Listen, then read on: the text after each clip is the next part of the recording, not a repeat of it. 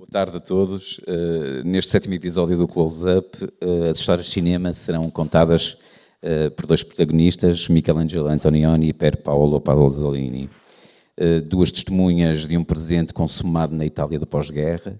A nossa atenção vai estar virada para as décadas de 50 e 60. Portanto, um fim do mundo primitivo que para Pasolini fazia parte de um processo de extinção que avançava e crescia como uma doença incurável, e a doença dos sentimentos no mundo moderno de Antonioni, onde as personagens e a arquitetura da cidade revelam sentimentos incomunicados ou incomunicáveis. Portanto, duas testemunhas-chave dessa colisão entre mundos que utilizaram o cinema como ferramenta dessas revelações. O cinema que para Pasolini é um instrumento poético e a poesia que contamina o cinema de Antonioni pela mão do grande poeta do cinema italiano, Tonino Guerra. E é sabido que os poetas muitas vezes testemunham mundos perdidos e ameaçados. Uma secção que pretende então ser espaço para diálogos entre estes dois irremediáveis solitários, gigantes do cinema italiano. Começaremos com o grito de um realizador para quem o silêncio angustiado do homem contemporâneo prevalece sobre tudo. Para nos falar um pouco sobre este grito, temos o prazer de ter connosco o professor Abílio Hernandes, uma pequena, brevíssima nota biográfica naquilo que nos foi possível sintetizar. O professor catedrático da Faculdade de Letras da Universidade de Coimbra. Claro que sim. Não sou catedrático, nunca fiz a agregação. Toda a gente me diz que eu sou catedrático, toda a gente me promove, mas eu não sou catedrático. O tio Google comete destes erros e nós vamos todos atrás, não é? Mas sabemos que, portanto, que é doutorado em literatura inglesa, aí estamos corretos, e que, embora vindo da área da filologia germânica, tem um amplo trabalho de investigação e de palestras na dimensão do cinema. Foi presidente do secretariado do curso de Estudos Artísticos da Faculdade de Letras e coordenador da área de cinema no mesmo curso. Foi igualmente presidente da Capital Nacional da Cultura Coimbra 2003, pró-reitor da Cultura, diretor de Teatro Académico Gil Vicente, diretor de Colégio das Artes da Universidade de Coimbra. E sabemos também que, para além de bibliófilo e cinéfilo, é um bom garfo e que tem uma adoração por uns bons pezinhos de coentrada. Como é que sabe? É verdade. O tio Google descobre coisas incríveis. Destacamos ainda também a publicação mais recente, Dar a Ver o que nos cega, escritos sobre o cinema. Professor, uma pequena provocação para lançar a sua apresentação. Antonioni, a propósito do seu cinema, descreveu-o como uma viagem interior com destino à imagem verdadeira daquela absoluta e misteriosa realidade que ninguém há de nunca ver. Apropriando-me de uma questão que serve de premissa ao seu último livro, Dar a Ver o que nos chega. É este o desígnio último do cinema? Muito obrigado, Hugo. Tentarei responder a essa provocação. Muito boa tarde a todos. Obrigado pela vossa presença. Vou ver se fujo ali do holofote. Muito obrigado à Casa das Artes de Vila Nova de Famalicão. Muito obrigado ao Vítor, que fez o favor de me convidar. Venho com muito gosto. Este é um sítio muito bonito, para já. Mais bonito fica quando mostra Antonioni e Pasolini. Tenho muita pena de não ficar aqui para amanhã à tarde para ver pela 10ª vez o Acatone, aquele Cristo chulo do Pasolini, que é absolutamente admirável. Mas não vou falar dos pezinhos de coentrada, vou falar apenas de Antonioni. Eu trouxe um guião, porque tendo a dispersar-me e com o guião tenho a ilusão de que demore menos tempo. Espero demorar menos tempo, de facto. Antonioni, como sabem, pertenceu à geração que viveu o fascismo e ainda trabalhou durante o fascismo.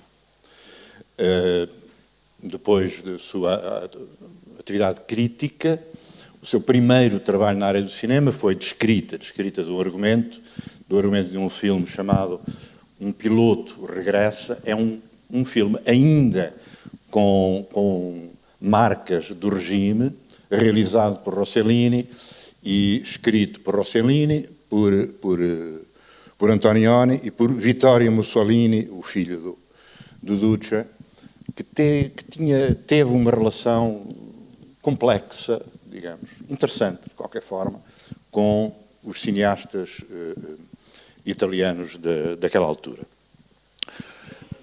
O primeiro filme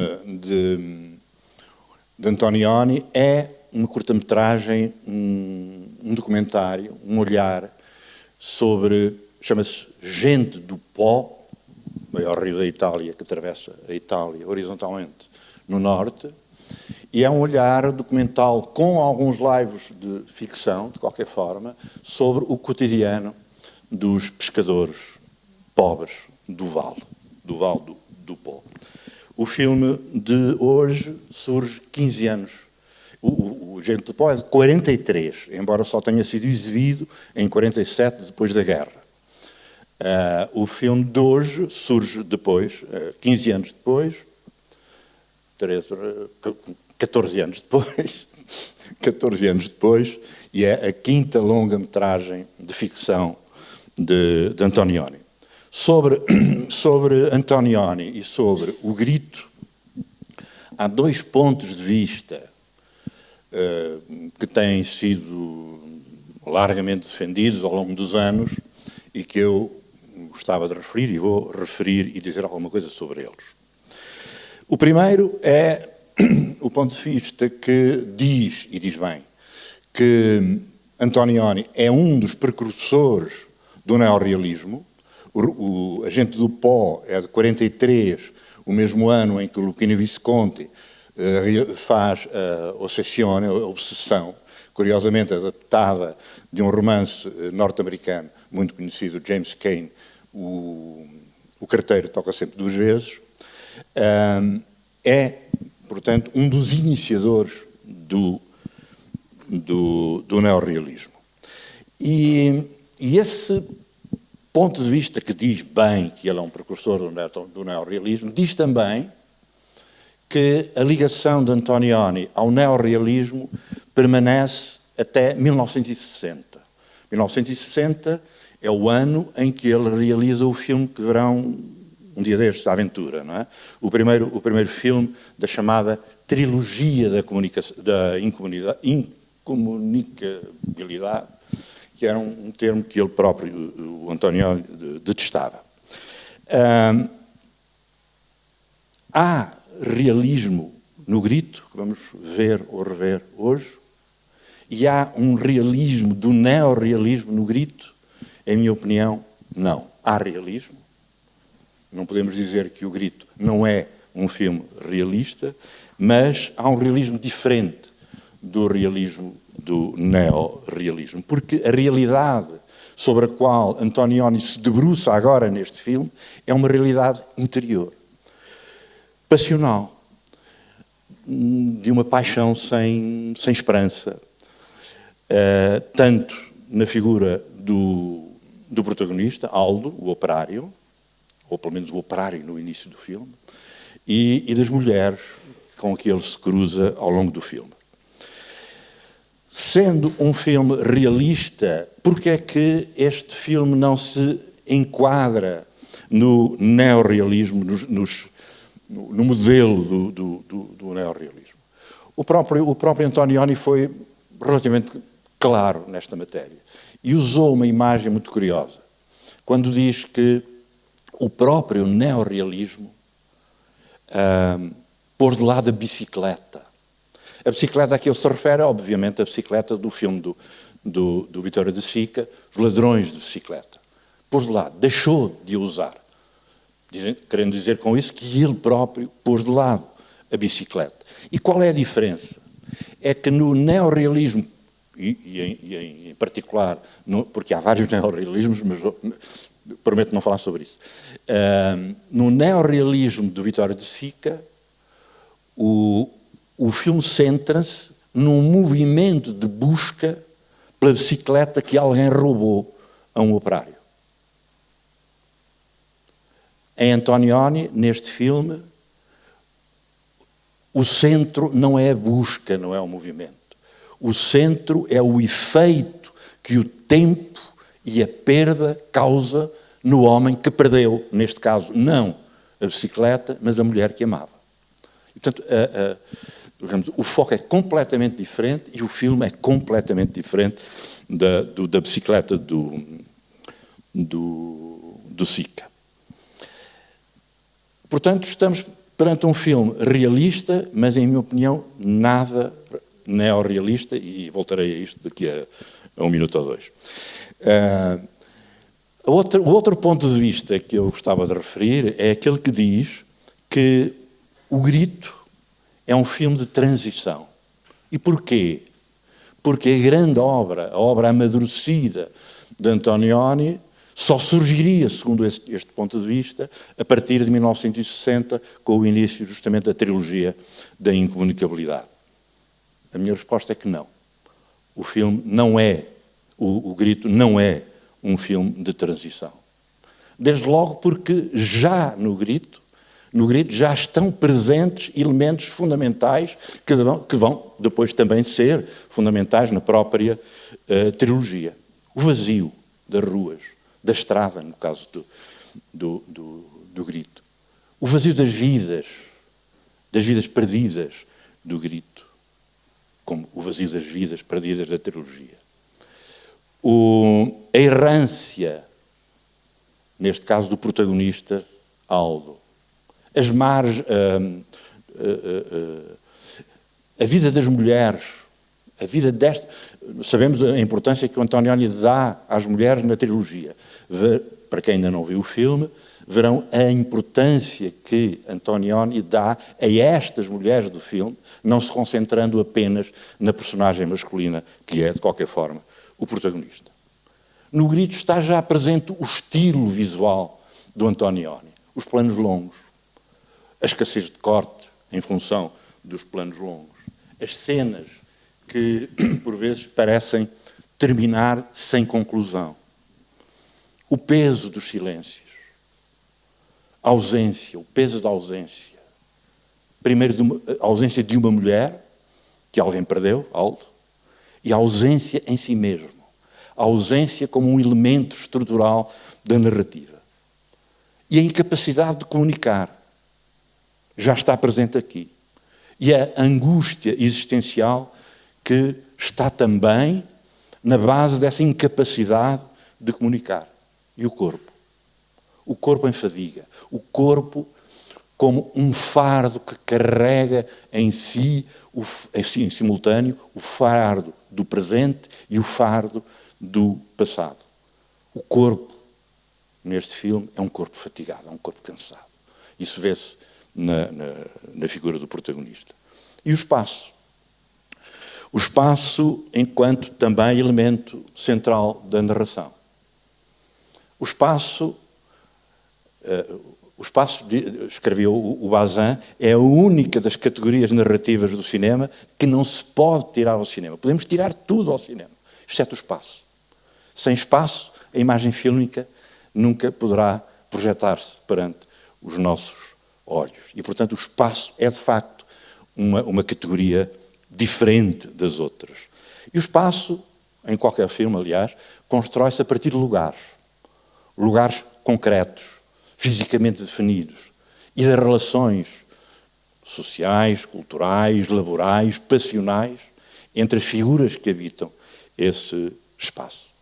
E o espaço pode ter uma dimensão simbólica, como tem no filme que vamos rever. Neste filme reaparece o Rio de 1943, o Rio Pó. Reaparece, mas não reaparece como pano de fundo, nem como uma paisagem puramente decorativa. Aparece, de facto, como esse espaço fílmico de dimensão simbólica e com essa função estruturante da narrativa. E aparece com as suas margens, com o seu vale, com a estrada retilínea, muitas vezes vazia, que acompanha paralelamente o leito do rio. Com as casas. E as casas são filmadas por Antonioni de uma maneira muito precisa. Vão ver a importância que ele dá, por exemplo, às janelas e às portas. As janelas e as portas são os objetos que separam a casa do mundo lá fora. O íntimo do público, não é? O privado do público, o íntimo do mundo, a intimidade do mundo. Uma porta pressupõe um itinerário físico. Uma janela pressupõe um itinerário mental. E quando uma mulher, dentro de uma casa, olha para a rua através de uma janela, ela não está simplesmente a ver a rua. Porque no olhar da mulher pode ler-se, como se lê também aqui, um desejo. E do mesmo modo, no fim, perto da sequência final do filme, quando o protagonista, Aldo, está ele na rua, a olhar através de uma janela para uma mulher que está dentro de casa com uma criança, um bebé, junto dela, aí nós podemos ler no olhar de Aldo a percepção de que ele já é um ser inexistente naquele mundo. Suplementar, ou nem isso sequer. Já, aquele mundo que for ao seu, já não tem lugar para ele.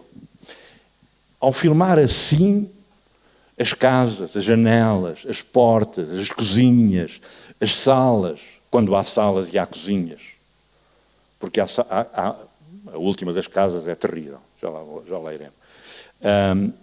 Antonioni faz desses lugares aquilo a que Deleuze designa por figuras do pensamento.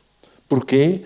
Porque são lugares ou objetos que conseguem criar uma temporalidade que pode ser uma extensão do tempo ou uma contração do tempo e que, se associando a momentos de silêncio, fazem, por exemplo, sentir com maior profundidade aquilo que há pouco referi, a ausência.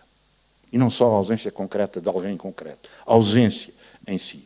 Isto é, este é um filme em que a imagem, a composição visual do filme, muitas vezes não precisa de palavras para nos dizer, ou para nos tentar dizer, o que é que se passa no interior daquelas pessoas, daquela gente.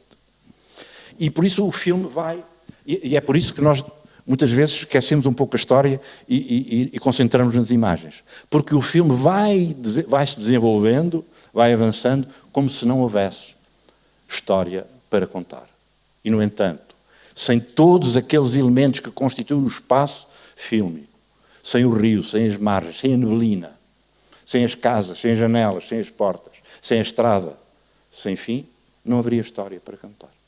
E que história é esta, afinal?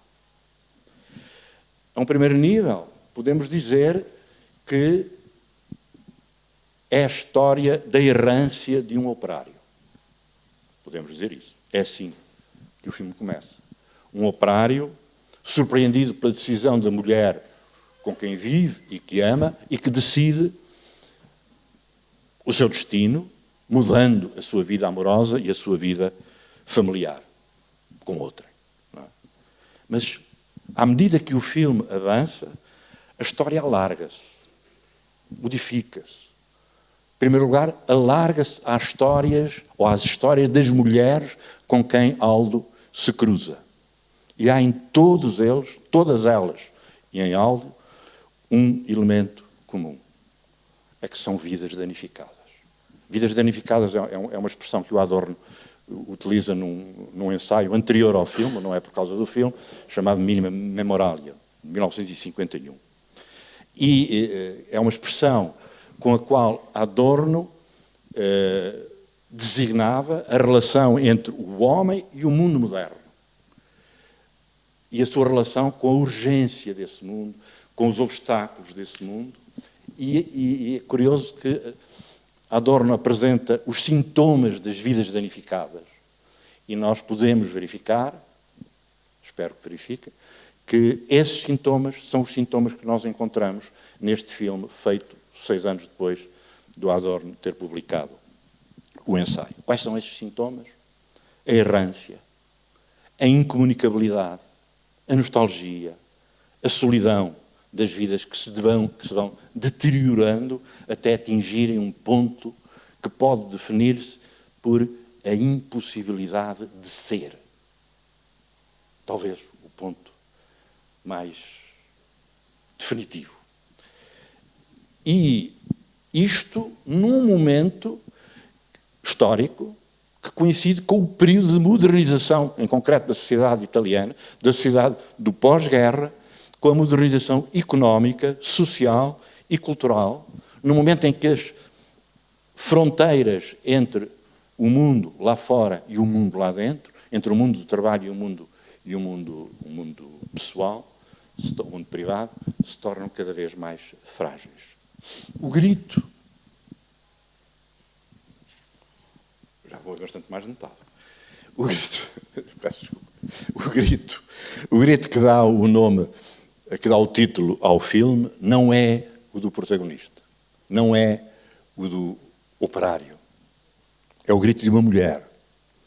O grito de uma mulher gritado, um grito gritado, num pátio vazio. No pátio vazio da fábrica onde Aldo, que a perdera, tinha trabalhado. E nesse pátio vazio há uma torre, que nós vemos também no início do filme. A torre, nesse pátio vazio, no fim, é o símbolo de um mundo em desenvolvimento, sim, mas incapaz de cuidar dos seus. Incapaz de cuidar das mulheres, dos homens e das crianças que constroem esse mundo e que o habitam. Mas Antonioni não idealiza o operário. Nem faz dele sequer uma simples vítima das circunstâncias ou do sistema. Nem se concentra apenas nele. Concentra-se também nas mulheres. 4 mulheres. Irma, que é Alida Valli, uma das grandes atrizes do cinema italiano e do cinema mundial, que 3 anos antes tinha feito a Condessa Livia Serpieri, inesquecível, do Censo do Visconti. Irma é a mulher que sente a culpa que se espera que uma mulher sinta numa sociedade masculina, patriarcal, mas que tem a coragem de exercer o direito a escolher o seu destino. Tem coragem de enfrentar essa sociedade. E Élvia, a primeira mulher que Aldo encontra na sua errância. Élvia é o contrário. É a mulher submissa, sem coragem, que se secundariza a si mesmo naquela sociedade. E depois Virgínia, que é a dona de um posto de gasolina, como vão vendo, é a única que tem poder. É dona, é patroa. Tem poder e como tem poder, não se escusa a usar o assédio para usar esse poder. O assédio, neste caso, sobre Aldo. E Andreina. Andreina é a última das mulheres que Aldo encontra. Eu acho que é a personagem mais frágil deste filme. Mais frágil ainda do que Aldo. É a mulher que se prostitui porque naquele mundo a prostituição é a única saída para uma mulher com fome. Vão ver, é uma personagem belíssima e fragilíssima. A ausência de esperança, ou a ausência de saída para a errância de Aldo, consubstancia-se no final, quando o encontramos exatamente no mesmo sítio em que o vemos da primeira vez, com uma diferença. Da primeira vez, Aldo é um operário em trabalho. Na segunda vez, é um ser socialmente isolado, num pátio vazio, porque os operários que ele ignora estão lá fora a fazerem greve em defesa dos seus próprios direitos. A angústia, a ausência de saída para o operário que inicia o filme, dá lugar agora ao mal de viva do homem moderno, que finalmente percebe que se tornou supérfluo, quando excluído de todo o grupo social. Eu penso que o Antonioni nos faz uma pergunta. E a pergunta pode ser esta: o que é que faz com que o indivíduo seja, uma pessoa, seja incapaz de resistir às pressões e aos obstáculos do mundo moderno? Antonioni não dá respostas, porque, felizmente, propõe-nos, ou deixa-nos a liberdade de nos interrogarmos sobre a nossa própria relação com o mundo e sobre o lugar do cinema nessa nossa interrogação, dar-nos a ver. Não é? É por tudo isto, e por muito mais que se poderia dizer, mas que eu não digo, obviamente, que O Grito não é um filme de transição. O Grito não é uma espécie de São João Batista que anuncia o mestre que há de vir na década seguinte, porque em 1957 o mestre já lá está, chama-se Antonioni e O Grito é uma das suas grandes obras, e é uma grande obra da história do nosso cinema. Obrigado.